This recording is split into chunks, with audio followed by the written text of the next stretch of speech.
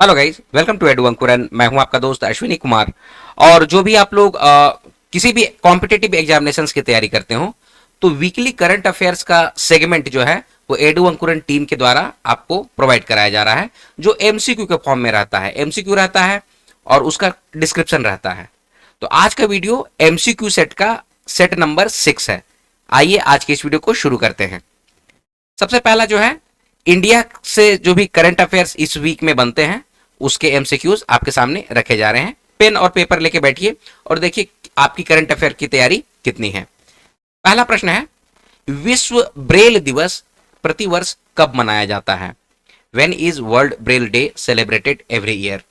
तो ये आपके ऑप्शन हैं, 1 जनवरी, 4 जनवरी, 10 जनवरी या फिर 15 जनवरी। तो इसका करेक्ट आंसर हो जाएगा ऑप्शन नंबर बी, 4 जनवरी को हम लोग ब्रेल दिवस मनाते हैं। ब्रेल दिवस जो है, ब्रेल का मतलब क्या हुआ? ब्रेल लिपि। वैसे लोग जो देख नहीं सकते हैं उन लोगों के लिए भी लिखने पढ़ने के लिए ब्रेल लिपि बनाया गया है। तो किसके नाम पे बनाया गया है, किसने बनाया था? तो लुइस ब्रेल ने बनाया था, जिनका जन्म 4 जनवरी 1809 को हुआ था और इनकी मृत्यु हुई थी जनवरी 6 1852 का। ठीक है। और ब्रेल दिवस इन्हीं के जन्म दिवस पर ब्रेल दिवस मनाया जाता है। ये यहाँ पर आपको डिटेल्स दिया गया है कि ब्रेल दिवस जो है वो लुइस ब्रेल, जो कि कहाँ के थे, ये लुइस ब्रेल जो फ्रांस के रहने वाले थे। ठीक है। और ब्रेल लिपि एक सिस्टम होता है, इसमें 6 उभरे हुए बिंदुओं की एक कोडिंग प्रणाली होती है। तो और भी कुछ डिटेल्स है जो यहाँ पर दिया गया है, इसको पॉज करके आप लोग देखिएगा। आगे बढ़ते हैं अगले क्वेश्चन की तरफ। भारत के पहले सरकारी अस्पताल आधारित एआई क्लिनिक का उद्घाटन कहाँ किया गया है? तो ये आपके ऑप्शंस हैं, एम्स है, राजकीय आयुर्विज्ञान संस्थान ग्रेटर नोएडा उत्तर प्रदेश है, पीजीआई चंडीगढ़ है या फिर रिम्स रांची है। तो ये सारे ऑप्शंस हैं। क्वेश्चन क्या है ये समझ गए हैं कि पहला सरकारी अस्पताल जो कि आर्टिफिशियल इंटेलिजेंस आधारित क्लिनिक होगा उसमें, तो इसका उद्घाटन कहाँ किया गया है? तो ये आपके ऑप्शंस हैं। करेक्ट आंसर हो जाएगा ऑप्शन नंबर बी, राजकीय आयुर्विज्ञान संस्थान ग्रेटर नोएडा उत्तर प्रदेश। ठीक है। इसके कुछ जो डिटेल्स हैं वो यहाँ पर प्रोवाइड किया गया है, इसको आप लोग पॉज करके नोट डाउन कर लीजिएगा। अगले क्वेश्चन की ओर बढ़ते हैं। बैंक ऑफ बड़ौदा की रिपोर्ट के अनुसार वित्त वर्ष 2026 में कौन सा राज्य भारत का शीर्ष निवेश गंतव्य बनकर उभरा है?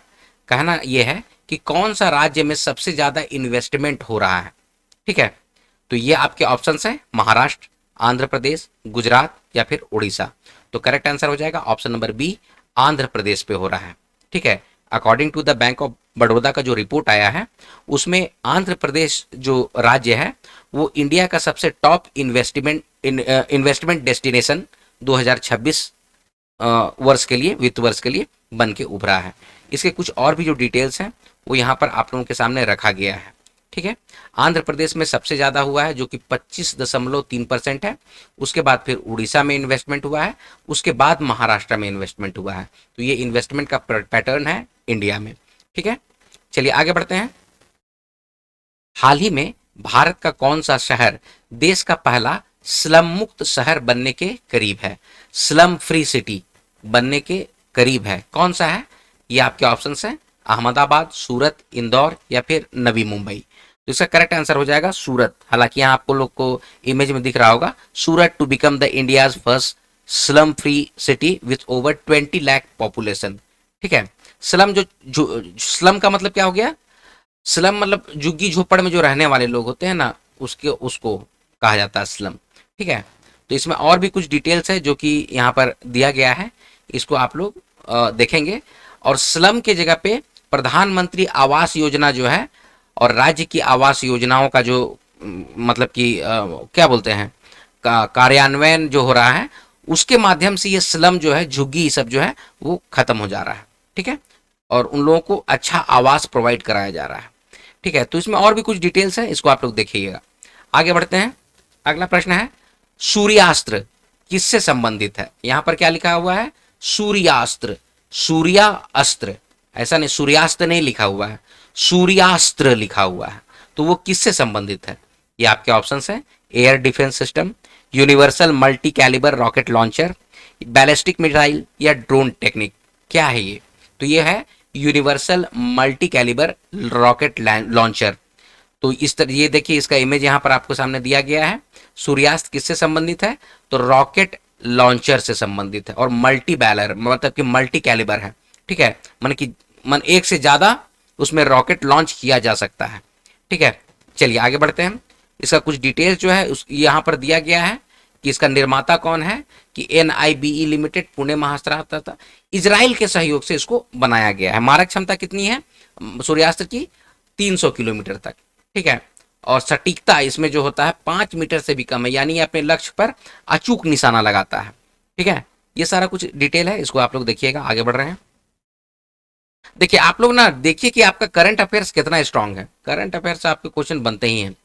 अगला क्वेश्चन है, भारत का पहला ट्रॉपिकल RAS आधारित रेनबे ट्राउट फार्म कहां शुरू किया गया है? ट्राउट फार्म का मतलब आप लोग जानते हैं, मछली पालन। आप लोग कहिएगा ना, मोटा मोटी जो खांटी जो लैंग्वेज है उसमें बोलते हैं ना, मछली पालन करना, तो उसी को ट्राउट फार्म कहा जाता है। ठीक है, तो ये बोला जा रहा है कि पहला ट्रॉपिकल RAS आधारित रेनबो ट्राउट फार्म कहां शुरू किया गया है? ये आपके ऑप्शन है, शिमला, हैदराबाद, देहरादून या फिर गुवाहाटी। करेक्ट आंसर हो जाएगा option number B, Hyderabad. Hyderabad में ये शुरू किया गया है। तो इसका कुछ डिटेल्स है कि हैदराबाद में भारत का पहला व्यवसायिक पैमाने पे tropical recirculating aquaculture system, RAS का फुल फॉर्म क्या है? Recirculating aquaculture system. एक्वाकल्चर मतलब कि पानी में जो जीव को रहने के लिए व्यवस्था की जाती है ना, उसी को एक्वाकल्चर कहते हैं। ठीक है, तो मोस्टली ये जो है मतलब कि मत्स्य पालन के क्षेत्र के लिए, उपलब्धि के लिए ये बनाया गया है। और कहाँ है? तो हैदराबाद में, तेलंगाना पड़ेगा। ठीक है, और ये जो RAS तकनीक क्या है? यह पानी को लगातार फिल्टर और रीयूज करता है। यह पानी का तापमान, ऑक्सीजन और जैव सुरक्षा पर सटीक नियंत्रण रखता है। रेनबो ट्रॉट फार्मिंग क्या होता है? पारंपरिक रूप से ये केवल हिमाचल, उत्तराखंड और कश्मीर जैसे पहाड़ी राज्यों तक सीमित थी, लेकिन अब RAS तकनीक की मदद से इसे साल भर देश के किसी भी हिस्से में किया जा सकता है। तो ये सारे मतलब इसके डिटेल्स हैं, इसको आप लोग देख लीजिएगा। चलिए आगे बढ़ते हैं। अच्छा, और किसके अंदर में आता है? तो ministry of fishery, animal husbandry and dairying के अंतर्गत आता है, जिसका डिटेल यहाँ पर दिया गया है। ये सारा डिटेल्स को आप लोग नोट डाउन करके एक प्रॉपर नोट्स बनाइए, है ना। चलिए आगे बढ़ रहे हैं। अगला प्रश्न है, खेलो इंडिया बीच गेम्स 2026 के दूसरे संस्करण का खिताब किसने जीता? तो ये आपके ऑप्शन है, कर्नाटका, मध्य प्रदेश, मणिपुर या फिर महाराष्ट्र। इसका करेक्ट आंसर हो जाएगा option number A, Karnataka. Karnataka जो है सेकंड खेलो इंडिया बीच गेम्स जो है, बीच मतलब कि समुद्री बीच। ठीक है, समुद्री बीच में ये गेम को ऑर्गेनाइज किया जाता है, जिसमें कर्नाटका को जीता है इस गेम में। ठीक है, चलिए इसका कुछ डिटेल्स जो है यहाँ पर दिया गया है। खेलो इंडिया बीच गेम्स जो है ना, 5 जनवरी से 10 जनवरी 2026 तक चला। और स्थान कहाँ था? ये दादर और नगर हवेली में घोघला बीच या दीव का बीच जो है उसमें, इसमें 2100 से अधिक एथलीट मतलब कि पार्टिसिपेट किए थे। और इसमें केंद्र शासित प्रदेश प्रशासन और राष्ट्रीय खेल महासंघों की देखरेख में इसको किया गया था।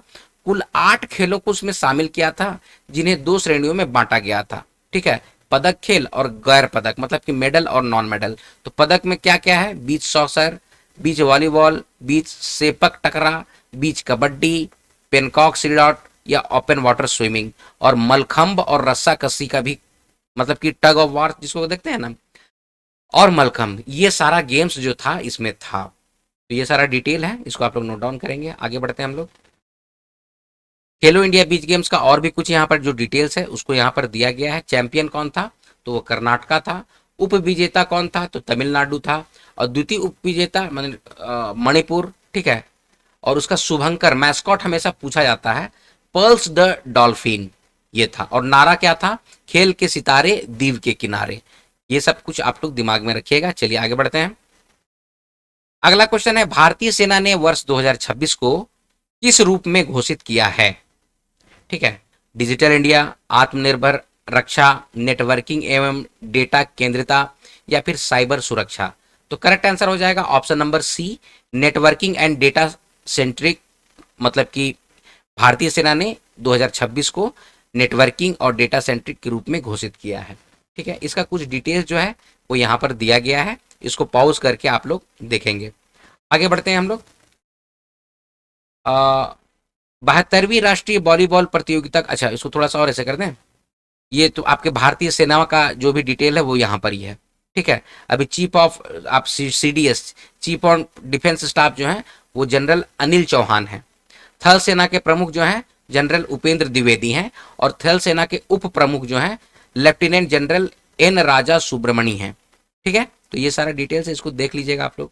15 जनवरी को सेना दिवस जो है उसको मनाया जा रहा है। चलिए आगे बढ़ रहे हैं। 72वीं राष्ट्रीय वॉलीबॉल प्रतियोगिता का उद्घाटन कहाँ हुआ?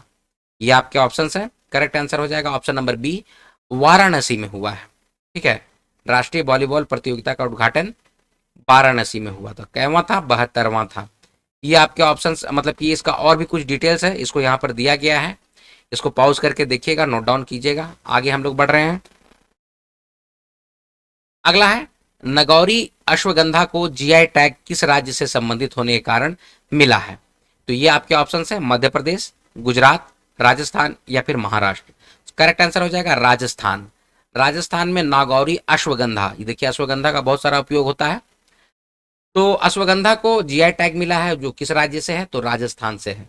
यहाँ पर आपको इसका डिटेल्स दिया गया है कि राजस्थान के नागौरी अश्वगंधा को आधारिक तौर पर GI टैग प्रदान किया गया है।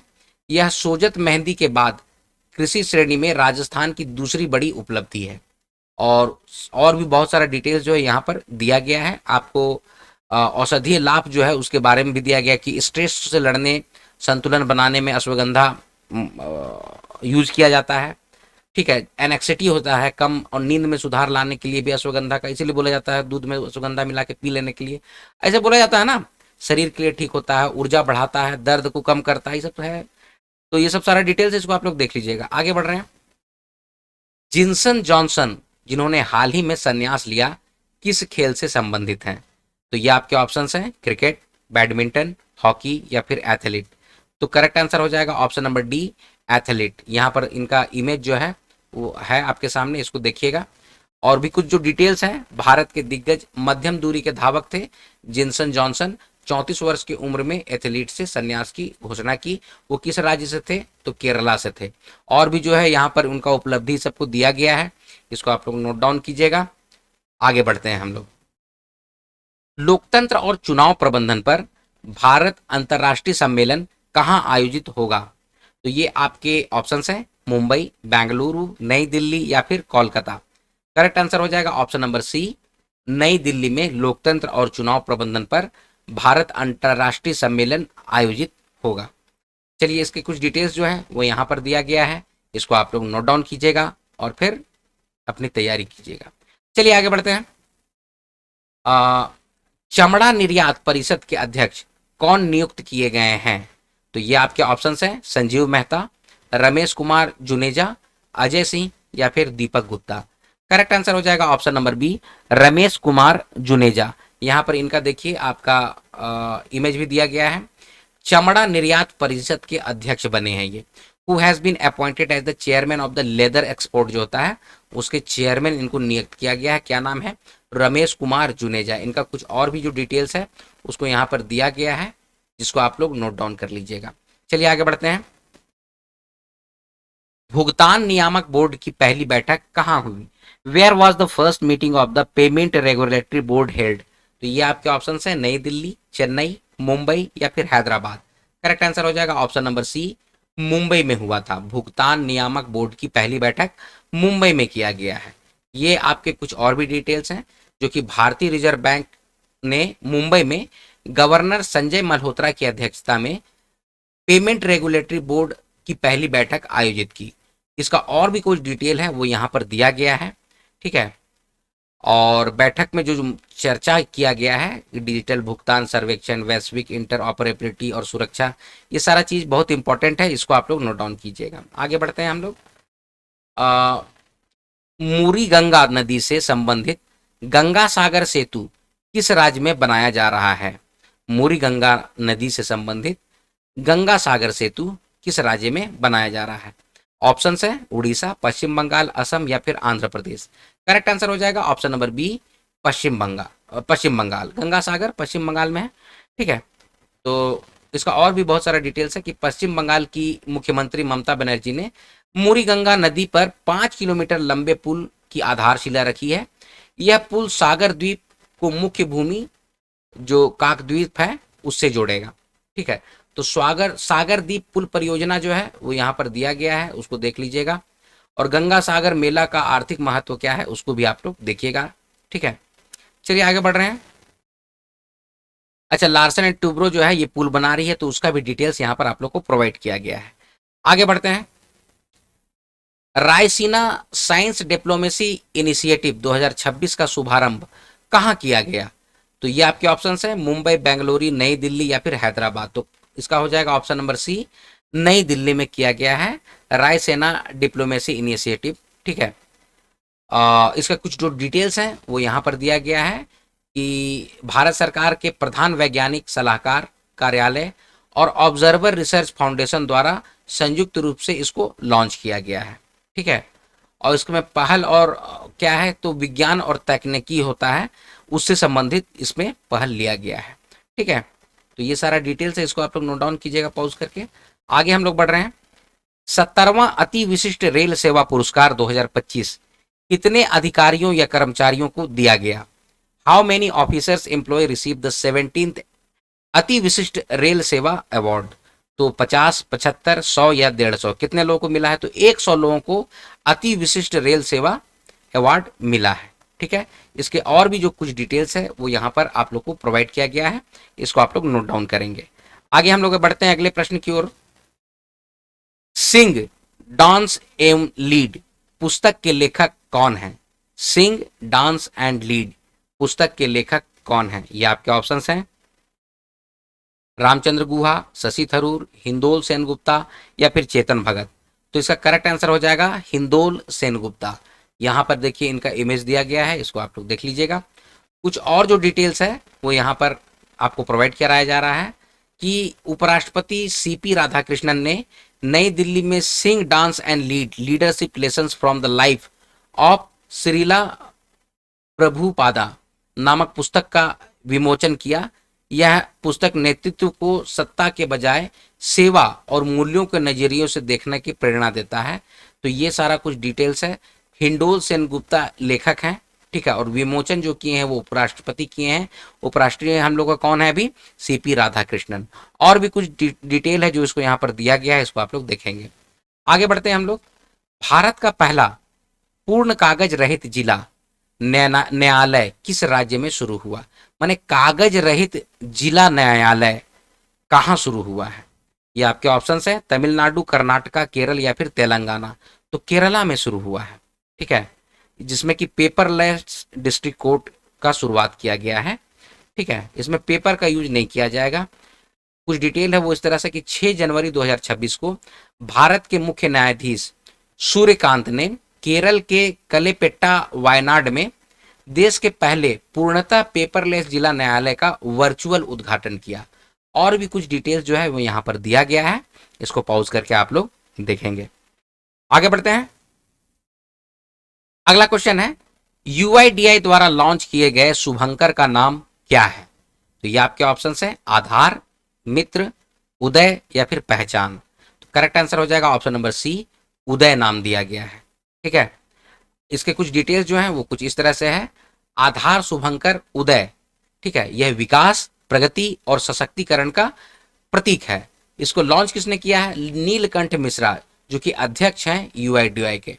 ठीक है, और तिरुवनंतपुरम में एक समारोह के दौरान इसको किया गया है।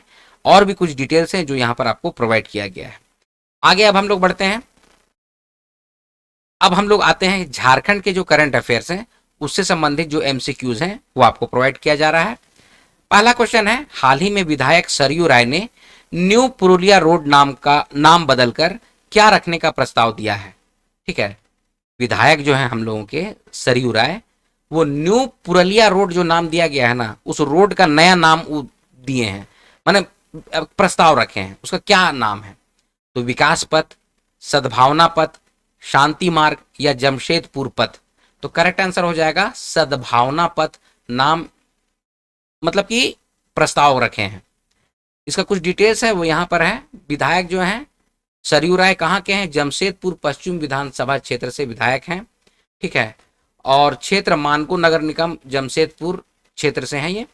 प्रस्तावित नाम जो है ना उसको, जैसे कि जो न्यू पुरलिया रोड का नाम उसको बदल कर सद्भावना पथ रखने का प्रस्ताव ये दिए हैं।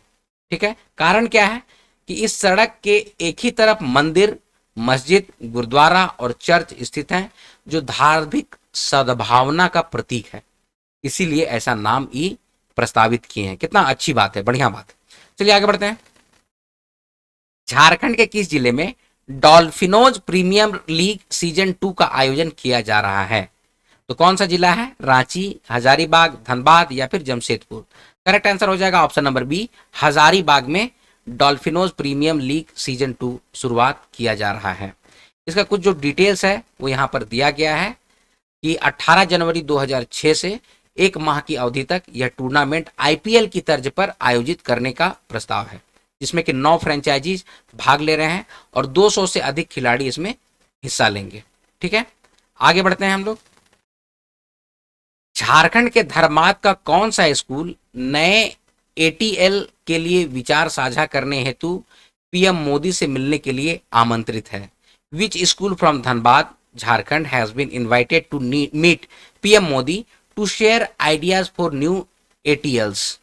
तो ये आपके ऑप्शंस हैं, दिल्ली पब्लिक स्कूल, डीएवी कोयला नगर, डी नोबिली स्कूल या फिर कार्मेल स्कूल। कौन सा है?